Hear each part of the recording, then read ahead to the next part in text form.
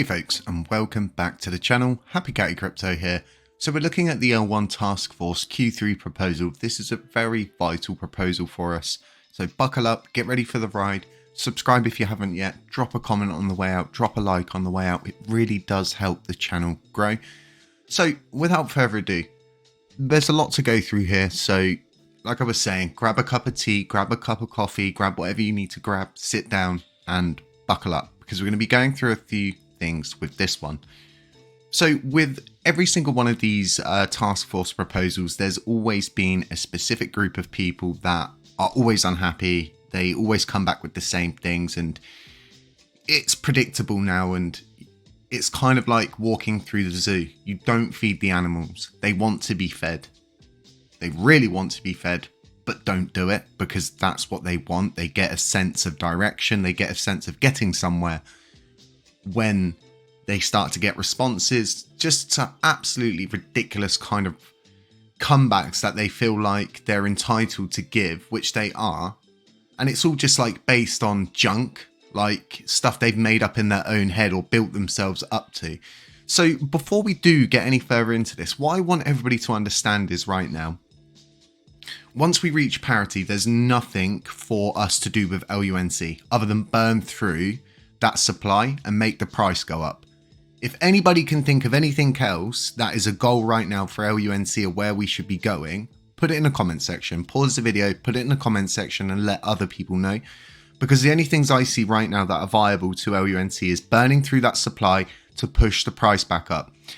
Projects will onboard themselves when they're ready. You can't force an egg to hatch, okay? You need to allow that process to take its own course. One of the biggest issues we have currently with projects wanting to come to this sector is our smart contracts are an old system. So new smart contracts don't actually work here. With parity, that wipes it all out. We work with the new smart contract system. If we make ourselves appeasing, like that nice, juicy, real fresh looking apple in the fruit bowl, I'm pretty sure projects will come in, they'll pick it up and they'll take a bite. And like I was saying, you can't force an egg to hatch. All you can do is sit and wait. So, with that said, if you realistically think about it, what is the best route we can take right now as a community? I think it's pretty obvious. It's a USTC Repeg.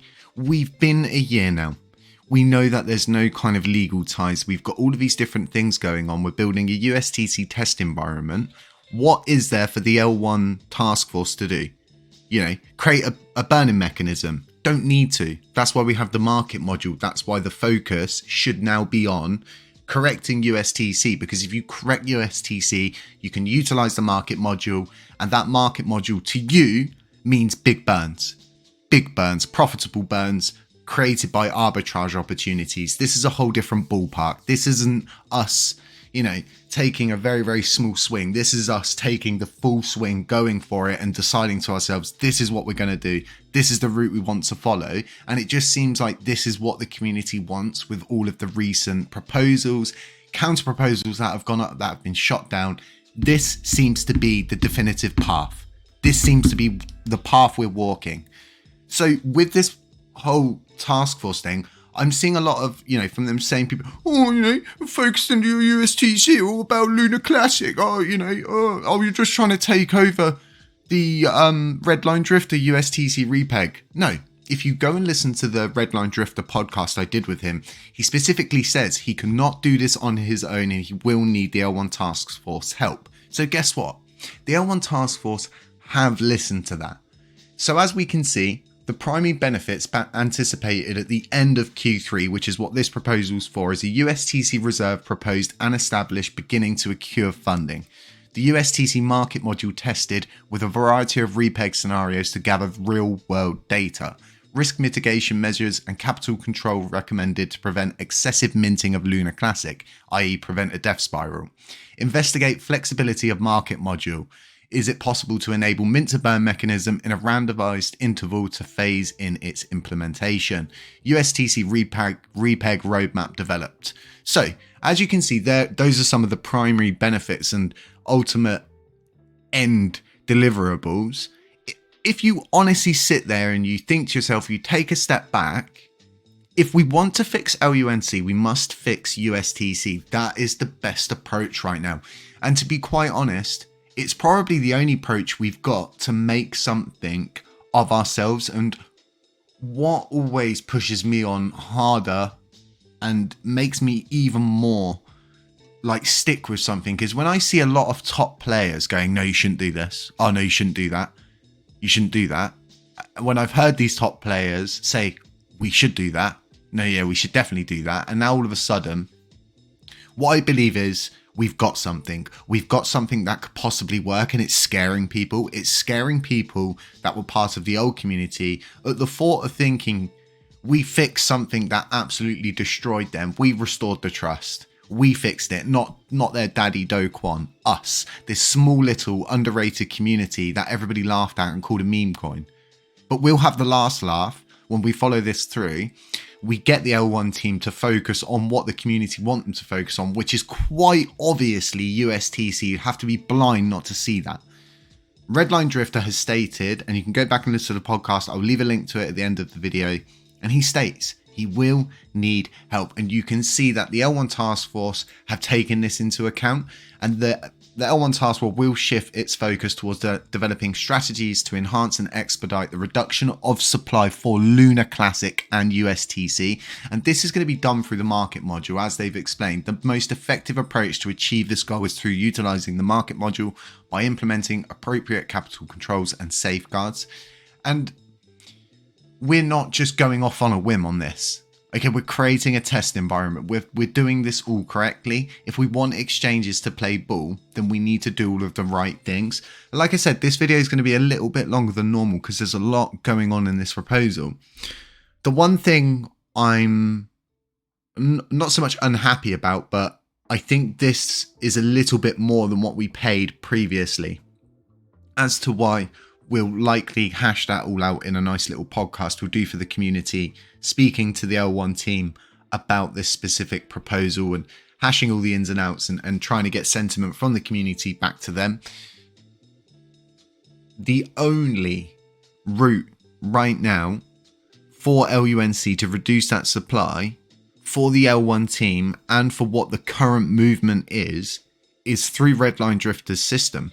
Because if we take another step back, and then another step back, Lunar Classic is heavily reliant on projects, use cases, real world things happening for it. We've got 3 plus a 4th, which is my own project, which are 4 supposed play to earn games. Mine's definitely going to be play to earn. Each one of those will bring a huge use case for Lunar Classic. It's down to projects. It's down to, I mean, the only thing I could see that should be added to this realistically is like a marketing team. A team that's specifically there just to do marketing. Nothing else but to do marketing tactics and strategies. Nothing more, nothing less. I think that's like one of the only things I would like to see added to this. But, you know, there's only so much they can get into these, right? These are real world people, you know, spending real time in this blockchain. What I like at the moment is the fact that we've had the same team now for a decent amount of time, and guess what, that is paying off. So no, I don't want to see, you know, any of these guys walk or them not get funded, because ultimately, even if there is things in here that we don't agree with and people don't agree with, is that a reason to say no? Of course it's not. It's actually more of a reason for us to meet them in the middle and go, hey, you know, meet us in the middle on this one. You do this, we want that, you want this, these guys want that, and, you know, bish bash bosh, cross the T's, dot the I's, and you've met in the middle. And that's kind of what we did during the last kind of situation when their previous proposal got shot down. We broke it down. We did a few breakdowns here. We did a podcast to help people better understand exactly why there was so much like what seemed like junk and bloat updates and spam updates and all of the kind of like small things. We got through that and helped people better understand, and they did meet us in the middle. And guess what? Last quarter, they worked for around 50% what they should have worked for. And I think that's something people need to take into account, is that they've actually given a lot to us for something that we slowed down previously because of just, you know, this whole idea of not meeting in the middle and simply everybody just going no, crossing their arms and turning their noses up at each other. We meet in the middle of everything. This is the only way to move forward. We can never ever have it one-sided to one people.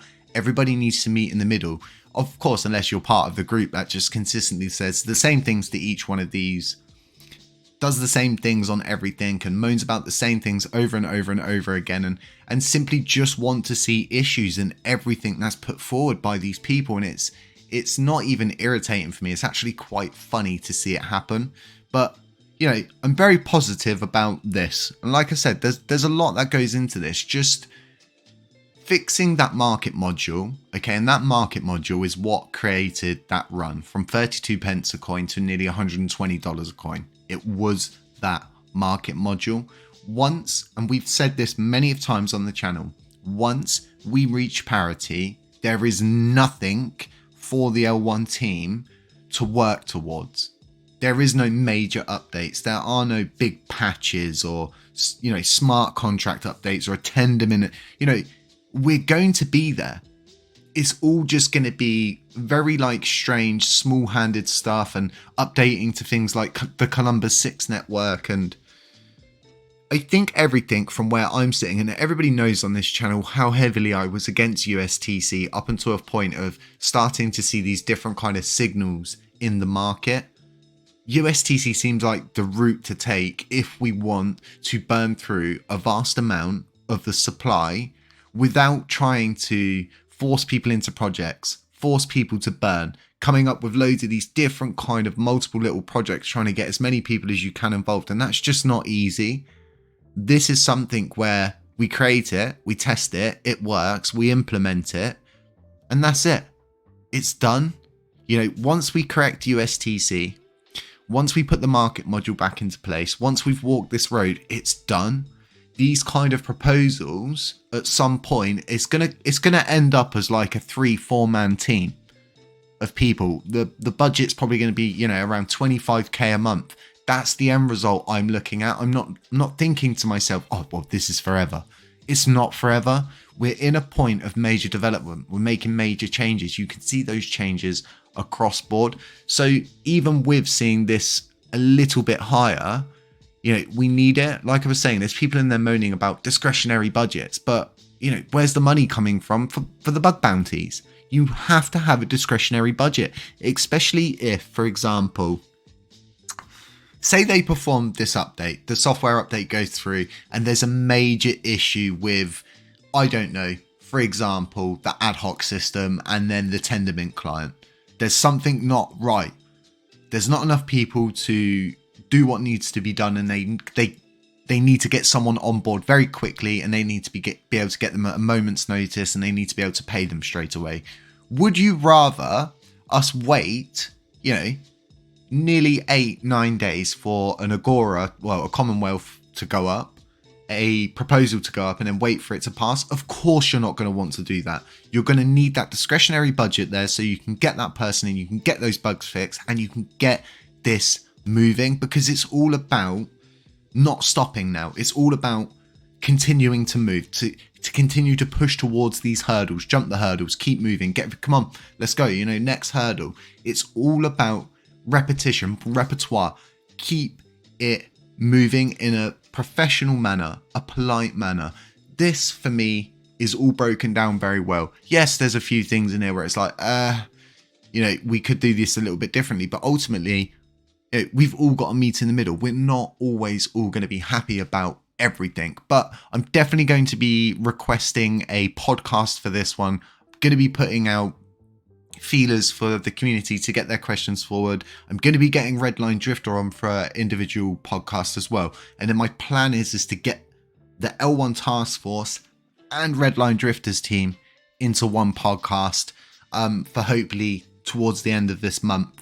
I'm trying to aim for a podcast a week at the moment, but it's not actually easy. For example, you know, DF LUNC protocol, you know, barking at my door, you know, shouting from the rafters throughout Twitter, give us a podcast, give us a video, give us this, give us that. You offer it to them. They're like, oh yeah, we need to wait for the right technical guy. It's like, so are we doing the podcast? And they're like, yeah, well, we want to get this update done first. And it's like, yeah, okay then. But ultimately, you know, as you can tell, it's not easy to get these people into podcasts a lot of the time. It can all go down to time zones, where you are in the world, what you're doing, what your job is, and things like that. But links to this in the description, links to the Commonwealth. Go through, read it, highlight things, listen to it.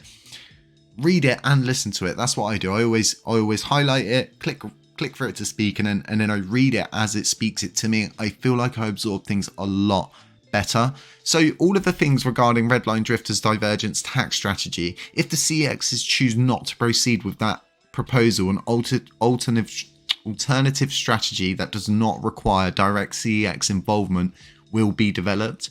I don't think this is going to be the case. I think what we need to do, 2 points of call: Binance and KuCoin. They're the two CEXs I believe we should go for first. Binance should onboard with us. By now, the L1 team should have a direct line of contact, but we already know here in this community that people that had direct lines of communication to Binance will not pass them on to other people in fear that they'll excel that person better. That person will start to get more attention and stuff like that. It all comes down to very, very selfish and self-centered things like that. People like to keep those direct links to themselves. But these primary benefits, you've got all the activities here. You're going to have a podcast coming soon. I hope this helps everybody better understand exactly why this one seems so focused on USTC, because ultimately, if we focus on USTC now, we do what Redline Drifter wants to do. In the perfect environment, knock wood, everything goes to plan. You have your mint to burn module. You have your route to burn through tons of coins. It alleviates the stress off of the blockchain. It alleviates the stress off of projects. And it alleviates the stress off of you as a community. It gives us a good, solid goal to walk towards. And guess what? That goes for the same for the L1 team. They always like to have a goal they want to work towards. I don't think these guys want to spend the next 3 months just fixing bugs. I think they want to do something worthwhile and hearty. They're a very smart bunch of people. They've got us this far. Okay, we've had issues before. We've come back from that. They've showed that they can meet in the middle. We've showed we can meet in the middle. And I think that stands for something. I think that means something. Folks, I hope you got some real useful information from this. I hope this is a good breakdown. Stay safe. None of this is financial advice. Beware of scammers, doppelgangers, anybody pretending to be me. And yeah, stay humble, stay aware. And I'll catch you in the next one. Squeaky chair, man. I'm going to work.